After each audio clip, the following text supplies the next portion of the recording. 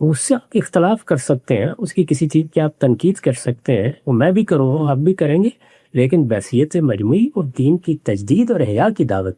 توحید کو زندہ کیا گیا، توحید کا قلعہ بلند ہوا،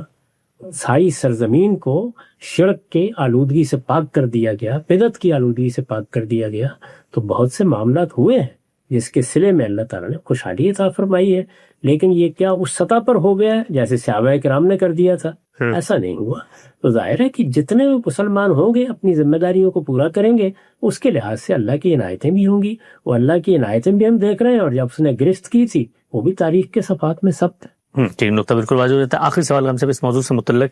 بنی اسماعیل کو جو ذمہ داری دی گئی اس کے لیے علاقہ خاص کر لیا گیا ہے، اور اس سے پہلے جو قوم وہاں پہ آباد تھی بنی اسرائیل، ان کا علاقہ بھی خاص تھا۔ بائبل کے اندر جو ذکر آتا ہے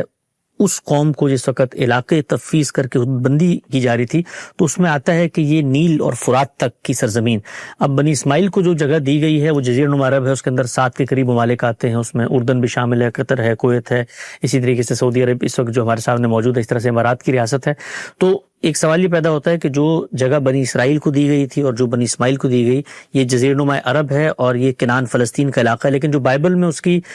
حد آئی ہوئی ہے وہ جزیرہ نما عرب ہی کے بالکل متصل ہے، بلکہ بعض علاقے جزیرہ نما عرب کے بھی اس میں شامل ہے۔ مثلا اگر ہم بائبل کی اس کو لے لیں فرات تک، تو اس کے اندر اردن بھی شامل ہو جاتا ہے۔ تو یہ کیا دونوں علاقے ڈسٹنکٹ ہوئے تھے، یا ان کو ہٹا کے جب ان کو ذمہ داری دی گئی تو اس علاقے کا کچھ حصہ بھی اس کے اندر شامل ہو گیا؟ دیکھیے، ایک تو ذمہ داری ان کی تھی، ان کے لحاظ سے اللہ تعالیٰ نے ان کی سلطنت کے حدود متعین کیے تھے، ٹھیک، اسی کو بالعموم صہیونی اپنا اصل وطن کرا۔ جی ہاں، جی ہاں، بائبل میں وہ حدود اربع بیان ہوئے ہیں، بڑی تفصیل کے ساتھ بیان ہوئے ہیں۔ تو وہ بنی اسرائیل کا وطن تھا، بنی اسرائیل کا علاقہ تھا، بنی اسرائیل کے لیے اس کو خاص کیا گیا تھا، ٹھیک، وہ بنی اسرائیل کے پاس رہا، اور جب وہ اس منصب سے معزول ہوئے تو اللہ تعالیٰ نے ان کو محکوم بنا دیا۔ وہاں پھر دوسری قومیں آئیں، یہ معلوم ہے، تو پھر مسیحی وہاں پہ غلبہ پائے رہے، مسلمانوں کو وہ علاقہ دے دیا گیا، تو وہ معاملہ تو ختم ہو گیا۔ اس کے ساتھ جزیرہ نما عرب کا معاملہ رسالت مآب صلی اللہ علیہ وسلم کی بعثت کے ساتھ ہوا، تو اس میں اللہ تعالیٰ نے ایک کو متعین کر کے بتا دیا، اللہ کے پیغمبر نے بتا دیا کہ یہ علاقہ ہے جس میں اب اللہ کے دین ہی کا غلبہ رہے گا، اور یہ لوگ اس بات کے پابند ہیں کہ یہاں کسی اور دین کو قریب نہ آنے۔ ٹھیک، اور ہم سے اگر وہ لوگ یہ دعویٰ کریں، مثال کے طور پر بنی اسرائیل یہ دعویٰ کریں کہ بھئی ہمارے پاس تو تورات میں وعدہ ہے، تو ہمارے جو معاملات ہیں خدا سے وہ ہم جانیں، لیکن یہ سرزمین ہماری مقدس ہے، تمہاری وہاں مقدس ہے، یہ ہماری مقدس ہے، لہٰذا اس پہ اقتدار بھی ہمارا حق ہے، تو پہلے بھی خدا نے دی تھی، وہ خدا کے ساتھ وفاداری کو اب بھی اختیار کریں گے، دے دے گا انہیں وہ، یعنی وہ فیصلہ میں نے اور آپ نے نہیں کرنا، ٹھیک، وہ تو اللہ کا فیصلہ ہے۔ جزیرہ نما عرب کا فیصلہ بھی خدا کا فیصلہ ہے، ہم تو اس فیصلے کو اگر روبہ عمل کرنے کی پوزیشن میں ہو گئے تو کر دیں گے، ٹھیک، نہیں ہوں گے تو نہیں کریں، یہ تو خدا ہی فیصلہ ہے۔ تو اللہ تعالیٰ نے اس وقت بھی ان کی مدد کی تھی،